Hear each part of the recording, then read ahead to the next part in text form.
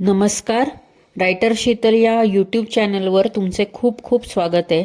मित्रांनो, दरवर्षी लेखकांना एक अनुदान योजना दिली जाते. ज्यांचं पुस्तक प्रकाशित झालं नाही आहे त्यांच्यासाठी ही योजना असते. तर त्या संबंधित ह्या व्हिडिओमध्ये मी पूर्ण माहिती सांगणारच आहे. याशिवाय जो मी दर व्हिडिओत सांगत असते की रायटर शीतल हा व्हॉट्सअप चॅनल ही सगळ्यांनी फॉलो करा. तर या चॅनलची लिंक आपल्या डिस्क्रिप्शन बॉक्समध्ये दिलेली असते.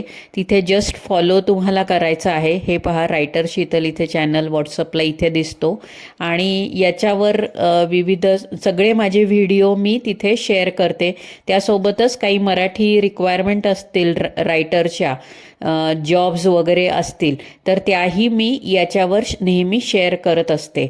तसेच माझे प्रत्येक व्हिडिओ इथे शेअर केले जातात. त्यामुळे कोणाला जर लगेच व्हिडिओ बघता इथे बघा मराठी लेखक हवेत तर अशा काही रिक्वायरमेंट असेल तर मला इथे शेअर करता येतात. तसेच काही मराठी वर्तमानपत्र काही वाचायला काही चॅनल एक चालू केलं आहे त्यालाही तुम्हाला तिथून सबस्क्राईब करता येईल. त्यामुळे ह्या चॅनलला तुम्ही जरूर इकडे जॉईन करू शकता. रायटर शीतल व्हॉट्सअप चॅनल ही आहे. महाराष्ट्र राज्य साहित्य आणि संस्कृती मंडळ यांची वेबसाईट आहे. इथे त्यांनी पहा दिलेलं आहे नवलेखक प्रोत्साहन अर्थ अनुदान योजना. तर ही नवलेखकांसाठी योजना आहे. स्पेशली ज्यांचं एकही पुस्तक प्रकाशित झालं नाही अशा नवलेखकांना कथा, कादंबरी, ललित गद्य, काव्य, नाटक, बालवाङ्मय या लेखनाच्या प्रकाशनासाठी मंडळांकडून अनुदान दिलं जाणार आहे. तर त्याच्यासाठी अर्ज तुम्हाला 31 जानेवारी 2026च्या आत पाठवायचा आहे. तर अर्ज काय कसा पाठवायचा आहे तो मी सांगते. तर हे ज्या वेळेला तुम्ही क्लिक करता इथे बघा शेवटच्या पानावर हा अर्ज तुम्हाला तुमच्या साहित्यासोबत पाठवायचा आहे. पण एक लक्षात घ्या की तुमचं एकही पुस्तक प्रकाशित झालं नाही हे झालं नसेल तरच तुम्ही ह्याच्यासाठी पाठवू शकता. तर लेखकाचे नाव, तुमचा ईमेल ID, जन्मतारीख, तुमचा पूर्ण पत्ता, मोबाईल नंबर, तुमचं एक फोटो ज्याच्यावर सही असेल तो, तसेच ज्या पुस्तकाच्या प्रकाशनासाठी अनुदानाची मागणी आहे तर तो कुठल्या प्रकारात आहे, म्हणजे ते कथासंग्रह आहे, कविता आहे का कुठल्या प्रकारात आहे, ते त्या पुस्तकाचं नाव आणि किती पानं आहेत हे याच्याबद्दल इथे लिहायचं आहे. आता त्यांनी संख्या पण सांगितलेली आहे की किती पानं असावी, ती मी पुढे सांगतेच आहे. ओके. त्याच्यानंतर तुम्ही लिहिलेलं पुस्तक हे भाषांतरित आहे, रूपांतरित आहे का, आधारित आहे का, तर त्याच्याबद्दल लिहायचे. या योजनेद्वारे यापूर्वी मंडळाचे तुम्हाला अनुदान मिळाले आहे का, हो किंवा नाही, ह्याच्याशिवायही तुम्ही लिहू शकता. यापूर्वी अन्य रीतीने मंडळाच्या अनुदानाशिवाय लेखकांची पुस्तके प्रकाशित झाली आहेत काय, तर ही सगळी खरी माहिती तुम्हाला इथे द्यायची आहे. जर तुमची माहिती म्हणजे त्यांनी लिहिलंय की एकही पुस्तक प्रकाशित झालेले नाही त्यामुळे मला या पुस्तकासाठी अनुदान हवे आहे व माझे हे पहिले पुस्तक आहे, तसेच हे पुस्तक भाषांतरित, रूपांतरित, आधारित नाही, म्हणजे हे जे त्यांनी दिलंय की भाषांतरित पुस्तकाला अनुदान मिळणार नाही, रूपांतरित किंवा आधारित पुस्तकालाही अनुदान मिळणार नाही. त्यामुळे हे तुम्हाला इथे डिक्लेअर करायचं आहे. ओके. तुमचंच लिखाण असलेल्या पुस्तकाला तुम्हाला अनुदान मिळणार आहे आणि पहिल्या पुस्तकाला. तर समजा काही ह्याच्यातली माहिती खोटी ठरली तर तुम्हाला अनुदानाची संपूर्ण रक्कम मंडळाला परत करावी लागेल आणि ते पुस्तक तुमचं प्रकाशित होणार नाही. आणि हे पण महत्त्वाचं आहे, माझ्या साहित्याची एक प्रत माझ्याकडे आहे त्यामुळे मंडळाने माझे साहित्य स्वीकारले नाही तर मी ते परत मागणार नाही.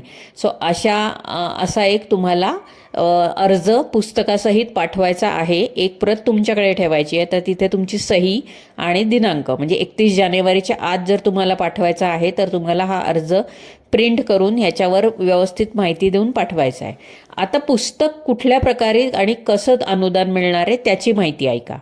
तर याच्यात त्यांनी 6 गट दिलेत. ओके.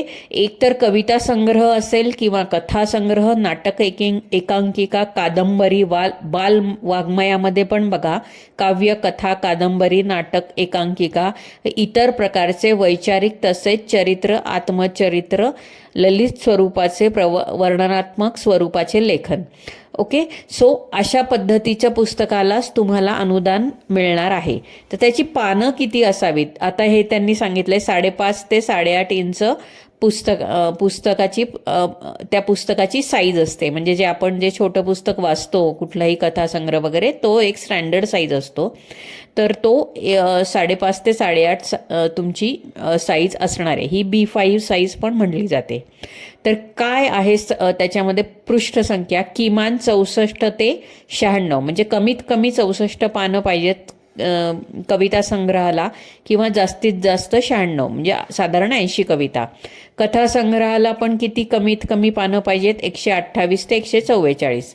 नाटक, सो प्रत्येका प्रकाराप्रमाणे त्यांनी पृष्ठसंख्या दिली आहे. तर कमीत कमी एवढी आणि जास्तीत जास्त एवढी. सो एवढ्या जे मर्यादित जे पुस्तक बसेल तेच पुस्तक अनुदानास तुम्हाला अनुदानात तुमचं घेतलं जाणार आहे. त्यामुळे हे लक्षात ठेवा की हेच असलं पाहिजे. खूप छोटं किंवा खूप मोठं पुस्तक असेल तर ते स्वीकारणार नाहीत, हे लक्षात घ्या. आता याच्यामध्ये त्यांनी आणखीन काही ओळी दिल्या आहेत, म्हणजे काही अटी दिल्या आहेत की त्यांनी तुम्ही ही PDF पण तुम्ही वाचू शकता. याच्यामध्ये तुम्हाला बालवाङ्मय, कथा, कादंबरी या प्रकारासाठी टाईप केलेल्या डमी प्रतीमध्ये एका पानावर किमान 30 ओळीत किंवा एका ओळीत किमान 9 शब्द, म्हणजे एका पानावर, आता तुम्ही हे जे लिहिणार आहे कविता सोडून एका पानामध्ये तुम्हाला 30 ओळी लिहायच्या आहेत आणि एका ओळीत साधारण 9 शब्द बसतात. सो त्यामुळे तुम्हाला अंदाज येईल की एका पानावर तुमचे ही संख्या तुम्हाला कशी मोजायची याचा तुम्हाला अंदाज येईल. ओके, आणि त्यांनी तेच लिहिलेलं आहे की त्याच्यापेक्षा कमी किंवा जास्त याचा विचार ते करणार नाहीत. तसेच गुणवत्तेच्या निकषांवर तुमचे जे लेखन आहे तुम्ही जे पाठवणार आहात ते लेखन तज्ज्ञांकडे पाठवण्यात येणार आहेत. ओके, त्याच्यानंतर त्याच्यासोबत तो अर्जही तुम्हाला पाठवायचा आहे, तो मी जो पहिल्यांदा दाखवला तो. त्याच्यानंतर त्यांनी लिहिलंय की कागदाच्या एका बाजूसच टाईप केलेले साहित्य त्यांना पाठवायचे आहे. ओके, तर प्रस्तावना, अनुक्रमणिका, एकूण लेखनाची पृष्ठसंख्या इत्यादी गोष्टीची पूर्तता करून साहित्य व्यवस्थित बांधून पाठवावे. ओके, आता हे तुम्हाला ईमेलनी पाठवता येणार नाही, तर कागद प्रॉपर लिहिलेला किंवा टाईप केलेला कागदच तिथे चालणार आहे. तर हे लक्षात घ्या. आणि एकाच बाजूला प्रिंट करा किंवा एकाच बाजूला लिहिलेला चालेल. त्याच्यासोबत तुमची प्रस्तावना पाहिजे, अनुक्रमणिका पाहिजे, पुस्तकाचं नाव पाहिजे आणि एकूण किती पानं झाली आहेत याच्यासोबत तुम्हाला ते पाठवायचं आहे. त्याच्यासोबतच तुमचा अर्जही तुम्हाला पाठवायचा आहे. त्याच्यानंतर त्यांनी इथे मी जे म्हणले की ईमेलवर ते सॉफ्ट कॉपी ह्याच्यामध्ये स्वीकारणार नाहीत. त्यामुळे ईमेलचा विचार अजिबात करू नका. कुठलेही आता हे पाठवण्यासाठी कुठलीही फी नाही आहे, हे लक्षात घ्या. त्यामुळे एक कॉपी तुमच्याकडे ठेवा आणि दुसरी कॉपी यांना पाठवा आणि ती पण पार्सल डाकेन बाय पार्सल पोस्टनी यांच्याकडे पाठवावी असं त्यांनी सांगितलेलं आहे. त्यामुळे हे लक्षात घ्या, बाय पार्सल पोस्टनीच तुम्हाला त्यांना पाठवायची आहे. त्याच्यानंतर मग बऱ्याच त्यांनी गोष्टी अटी वगैरे सांगितल्या आहेत, त्या तुम्ही बघू शकतात. मी महत्त्वाच्याच फक्त सांगते. नंतर अनुदान प्राप्त ठरलेल्या लेखकाला साधारण किमतीच्या 75% तुम्हाला निर्मिती खर्चाचं अनुदान यांच्यातर्फे मिळणार आहे. सो 75% म्हणजे समजा पुस्तक तुमच्या छापण्याचा 500 प्रतींचा जर खर्च हा साधारण 10,000 असेल तर त्याचे 75% तुम्हाला अनुदान हे मंडळातर्फे मिळणार आहे. त्यामुळे खूप मोठं सहकार्य मिळतं. आणि एकूण 500 प्रती छापण्यासाठीच अनुदान मिळणार आहे. म्हणजे कोणाला 1000 प्रती छापायच्या असतील तर तेवढं अनुदान ते देणार नाही आहेत. पण 500 प्रती जर तुम्हाला छापायच्या असतील त्याचं 75% अनुदान तुम्हाला यांच्याकडून मिळणार आहे. त्याच्या 500 प्रतीमधील 50 प्रती या लेखकाला ते देणार आहेत. आणि जर जास्त प्रती हवे असतील तर त्यांना किमतीच्या 25% सूट ही प्रकाशकांकडून मिळेल. त्याच्यानंतर त्यांनी सांगितलंय बघा, मानधन कसं मिळणार आहे. कविता संग्रह 750, कथा संग्रह 1000, नाटक एकांकिका 750, कादंबरी 1500, बाल वाङ्मय 750 आणि 1000 हे वैचारिक. सर त्याप्रमाणे तुम्हाला खालीलप्रमाणे मानधन देण्यात येणार आहे. नंतर परीक्षकांचा अभिप्राय अर्जदार व लेखकांना कळवण्यात येणार नाही. आता खूप जण पाठवणार तर प्रत्येकाला ते अभिप्राय देणार नाहीत. जर तुम्हाला काहीच अभिप्राय नाही आला तर याचा अर्थ तुम्हाला तुमचा विचार केला गेला नाही आणि ज्यांचं स्वीकारणार आहेत त्यांना ते अर्थात कळवणार आहेत.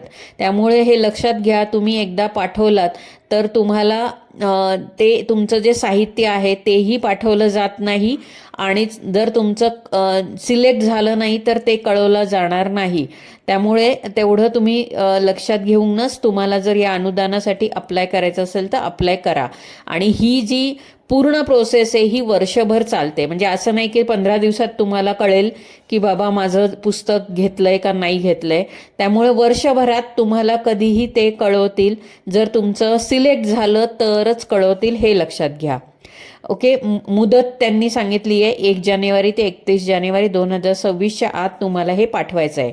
आता पत्ता कुठे आहे तर पत्ता हा आहे. इथे तुम्हाला बघा पूर्ण पत्ता दिलेला दिसत असेल. हा पत्ता मी डिस्क्रिप्शन बॉक्समध्ये पण टाकेल. ओके. सो या पत्त्यावर तुम्हाला तुमचं अर्ज, हा जो अर्ज प्लस तुमचं जे संग्रह आहे तो तुम्हाला पाठवायचा आहे. आणि त्याच्यानंतर वाट पाहायची आहे की तुमचं निवड होते का नाही निवड होत. सो अशा प्रकारे ही अनुदान योजना आहे, खूप चांगली आहे. ओके. आणि त्याशिवाय मी आत्ताच मध्ये जसं सांगितलं होतं की चला पुस्तक लिहूया असा मी ग्रुप जो बनवला होता, याच्यामध्ये अनेक जण आता पुस्तक लिहायला सुरू केलं आहे. एक टार्गेट आम्ही ठेवलं होतं, त्यानुसार आता आम्ही हे पुस्तक लिहूयाचा हा ग्रुप आम्ही स्थापन केला आहे. आणखीनही पुढच्या ग्रुपमध्ये जर कोणाला यायचं असेल तर नक्कीच या. या ग्रुपमध्ये मी परत करणार आहे, शॉर्ट व्हिडिओद्वारे मी माहिती सांगणार आहे, तेव्हा तुम्ही येऊ शकता. तर धन्यवाद. या व्हिडिओची माहिती तुम्हाला कशी वाटली जरूर शेअर करा. आणि आणखीन काही तुम्हाला डाऊट असतील तर आपला कमेंट बॉक्स ओपन असतो, तिथे तुम्ही